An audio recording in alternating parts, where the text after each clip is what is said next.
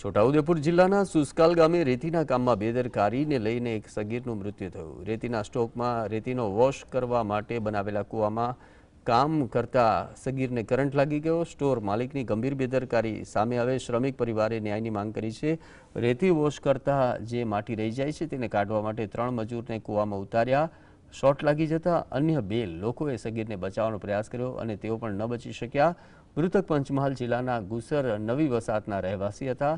એક તો સ્ટોક માલિકે સગીરને મજૂરી પર રાખી ગંભીર બેદરકારી દાખવી સ્ટોર માલિક મૃતદેહને હોસ્પિટલમાં જ છોડી અને રવાના થઈ ગયા હતા। મૃતક પરિવારજનોને મળ્યા પણ ન હોવાના આક્ષેપો થયા છે।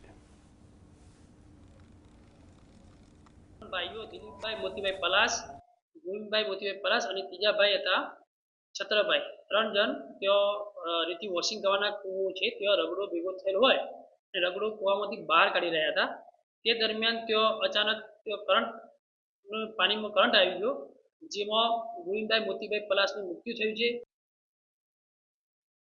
ન્યાય તો અમને મળતો નથી, પછી અમે ક્યાં સુધી બી રહીએ। એટલે તમે ક્યાં જાઓ છો હમણાં? અમે અમારા ઘરે જઈએ। આવે કયું ગામ? ગુસર। કેટલા કિલોમીટર જાય? 100 કિલોમીટર છે। અમારી પાસે પૈસા નહીં, ભાડું નહીં, પછી લાશા નથી લઈ। અત્યારે અમે એ રાહ જોઈએ છીએ કે જે મરનાર વ્યક્તિને યોગ્ય ન્યાય મળે, કે એને એના પ્રમાણે વળતર મળે, એની રાહ જોઈ રહ્યા છીએ।